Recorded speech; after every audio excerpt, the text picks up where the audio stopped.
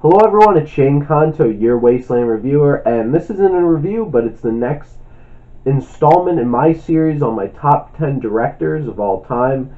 And just to elaborate, these are my picks, these are my favorite directors, my top 10. So, this isn't who I think are the best directors with the best movies. This is what really connect with me, and hopefully you get out of this hearing about some new directors to check out or some new films to check out, which there will be a credit sequence at the end of this video suggesting some films that I think you should go check out. And so the first two directors in my series so far have been directors that are pretty hit or miss, where there's films I really don't like of theirs, which there potentially will be of most directors.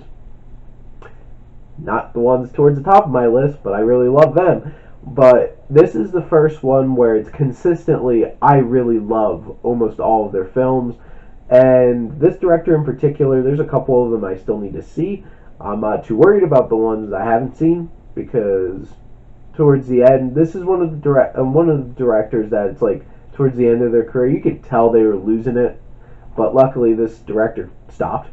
And some of them don't. But this is Mel Brooks, and I love Mel Brooks, and this is going to be the only primarily comedic director that's going to be on my list. And Mel Brooks is so talented, even from a writing perspective as well, but I'm going to try to really just focus on directing and the films he puts together.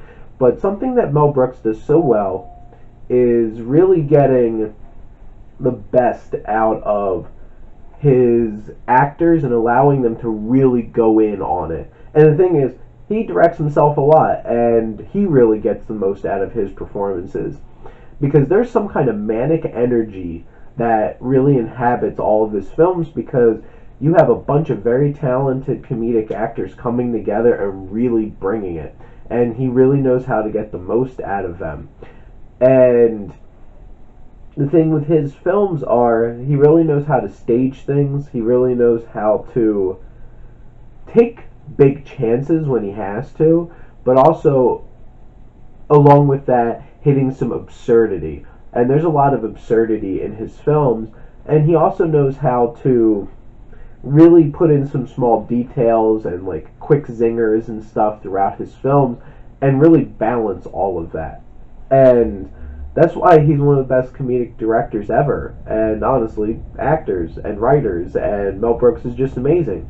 But going all the way back to his first film, The Producers, which Zero Mostel, I don't know if a lot of you know who Zero Mostel is, but I've seen him in both The Producers and also Funny Things Happen on the Way to the Forum.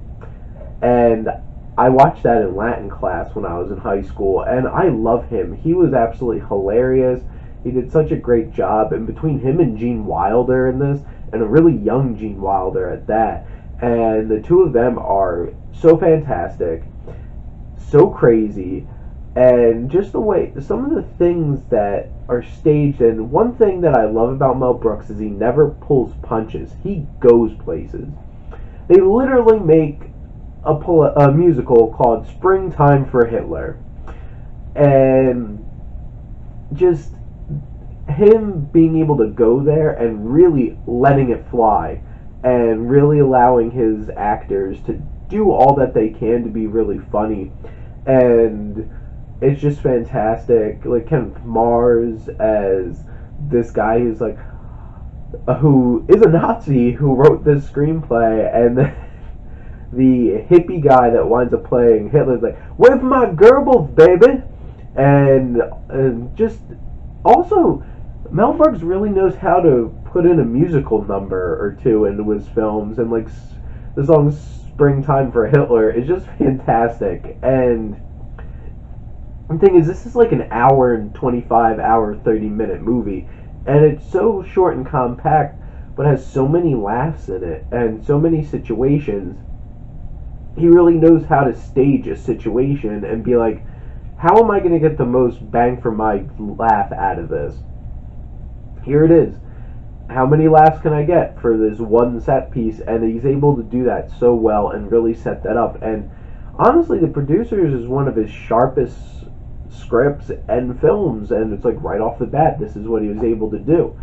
And I believe his next film was 12 Chairs, but I haven't seen that yet, so I'm not going to talk about that. I just got a Mel Brooks collection on Blu-ray from my friend Kevin for Christmas, and I need to watch some of them that I haven't seen yet. But he's only directed 12 films. Actually, I think it was 11. There's one other thing he directed on IMDb. I'm trying to remember. But it hasn't been a lot. And there'll be gaps, and then you come up to Blazing Saddles, which I showed my friend Matt for the first time. Matt, who did my top 10 films of 2017 video with. He hadn't seen it before. And boy, is that movie ambitious and not pull any punches, and actually really important, because that really deals with race relations in such a in-your-face kind of way. And that's the thing about Mel Brooks. He'll always be in your face. He's not going to shy away from really coming at you with his humor and what he's trying to say, and it's really, really well done.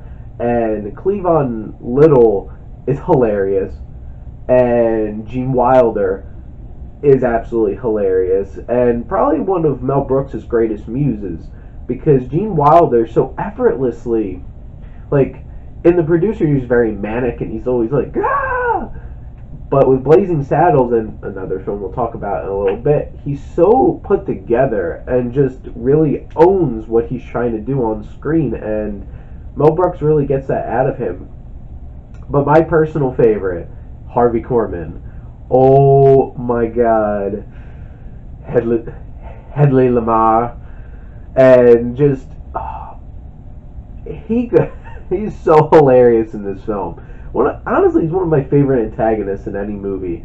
And the meta humor, that's something that I really appreciate about Mel Brooks, is that he'll break the fourth wall and he'll really come at the audience with things, especially when, well, obviously, I'm not going to spoil a whole lot of these films. I don't really want to do that. But the end of Blazing Saddles is the most absurd thing, and it just comes out of nowhere, and it's just like, what the hell's happening here? And he makes it work. And that's how much of a genius Mel Brooks is. But when Hedley Lamar's having his speech, it's like, I am sacrificing what is sure to be an Academy Award nomination for Best Supporting Actor. And it's just like, oh my God. He actually went there. And he honestly probably should have, because he was electric. And like I said, the energy that Mel Brooks gets out of his performers brings so much energy to all of his films. And there's so many positives of what I love about Mel Brooks as a director, and from a tonal perspective, he's able to balance through a whole lot of different things and really make it work. And honestly, probably one of his best films coming off of Blazing Saddles is Young Frankenstein, which not only is such a great deconstruction and spoof movie, Mel Brooks is king of spoof movies, of science fiction films. This is an amazing science fiction film. It goes through the whole basic story of Frankenstein, or Frankenstein, with his pal Igor, which Marty Feldman, oh my God, there's just so many actors that pop up in Mel Brooks films that really know the frequency that Mel Brooks films are on. And Marty Feldman, Harvey Korman, Gene Wilder, they're them. They really capture what's going on. And then Mel Brooks himself, because just Mel Brooks is able to pop up in his films and really capture things. And Young Frankenstein is such an interesting and compelling story, and really hits on emotional beats of Frankenstein, and is able to really paint a wonderful picture of this creation and trying to find humanity. And it's just like, this is really deep, but it's so hilarious. It's like, what brain did you get? Oh, it was some woman named Abby Normal. They're just like, this idiot. and just all the jokes and all the sight gags too, especially Kenneth Mars showing up with like his hand and not being able to control it, doing that Doctor Strangelove thing. And there's so many homages, and that's the one thing about Mel Brooks that I don't like is he starts homaging his own films and his later films where it gets really lazy and he recycles jokes. And it's just like, why? And you could tell that he was towards the end of his rope of what he should be doing, and he decided to retire, which was probably for the best. But Young Frankenstein is such an amazing film. It's not just not a really funny comedy, it's an amazing film. And it's so well put together, such a great story, and such engaging, interesting characters, yet it's hilarious.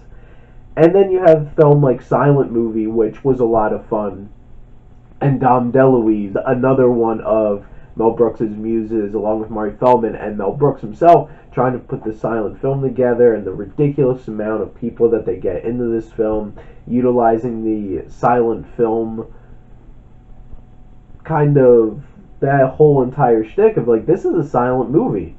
Silent movie is a silent movie about trying to make a silent movie. And it's really so meta. It's just like all up in itself. And then you have High Anxiety, which is such a great send-up of all of Hitchcock's films, and it's so interesting. Cloris Leachman, and they just keep coming. Cloris Leachman is so fantastic. Frau Brucker in Young Frankenstein, and then the crazy nurse in this, and her and Harvey Korman going back and forth is so great. And the send-up of all these great gags from all of these Hitchcock films, like, it's a newspaper! Like, it's just so great, so well put together. So many of the jokes work so well. So many of the gags and just set pieces of everything that's put together throughout these films.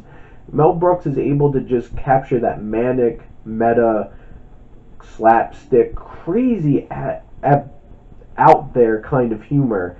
You have History of the World Part 1, which I am dying for History of the World Part 2. I want to see Jews in space. That's what I want.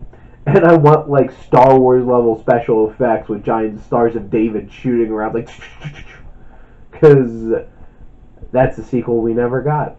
But this film and how it sends up all these interesting history references and everything, they're also smart. That's the thing about Mel Brooks. His films are smart for the greater part of his career. And I'll get back to towards the end where it's just kind of like... But History of the World Part 1 is so great. Has a ridiculous cast with so many cameos, and like there's just little things like B. Arthur popping up being like, it's like, what's your profession? I'm a stand-up philosopher. It's like, oh, you're a bullshit artist. Did you bullshit this last week? Did you try to bullshit this week? And like just being an unemployment office worker, it's like, I'm on my wine break. And just all these little things. Count the money. It's Demonet. And just like some of them could sound so stupid and crude and ridiculous, but Mel Brooks makes them work. Who could have made a song and dance number about the Spanish Inquisition and made it work? Mel Brooks, that's who. And then I think this is where it starts getting into his career where critics start losing Mel Brooks, but I still love Spaceballs. I think Spaceballs is hilarious, and the meta commentary that it takes on like big budgeted movies and sequels, like, don't worry, we'll all be back in Spaceballs 2, The Search for More Money. And I'm still waiting on that sequel too, but I don't think we're ever going to get those. And Rick Moranis, oh, I miss Rick Moranis, Darth Helmet, and Colonel Sanders, and President Scroob, Mel Brooks, and then Bill Pullman as Lone Star, just everybody, late John Candy, as Barf, I'm my own best friend, I'm a Mog, and all these different things. And what I'm really trying to say and about Mel Brooks is he's so funny, he's able to bring such sharp, biting commentary on a lot of things, but also construct a hilarious comedy, but also can make emotional moments and interesting stories. And a lot of his film, like Blazing Saddles and Young Frankenstein, are more, and the producers are more straightforward stories and high anxiety. But then you get History of the World Part 1, where it's like a lot of skits and through lines and stuff like that. But Mel Brooks was able to do so many great things as a director and a writer. It's a shame, like Robin Hood Men in Tights has its moments, but it's so lazy. And there's just so many rehash of gags, like walk this way. And that joke was from History of the World Part 1. And just, there's just so many recycled gags. And then Dracula Dead and Loving It. Oh, it was so bad. It was just so bad. And it was a shame because I had Leslie Nielsen, and that would have been, it's such a great combination of Leslie Nielsen, the actor king of spoof comedies, with Mel Brooks, and it was just a wasted opportunity. And Mel Brooks has gone away, and he pops up occasionally doing voice acting. I enjoy him as Vlad in the Hotel Transylvania movies, as Adam Sandler's vampire dad. But overall, Mel Brooks is such a talented director. His films are so hilarious. They're older. They're older films. They're from the 60s, the 70s, and the 80s. Go check them out, though. And he's one of the best comedic directors of all time. Keep checking in every week with the rest of the series until we get up to number 1 and finish counting down my top 10 directors. Thank you, and keep supporting your Wasteland Reviewer.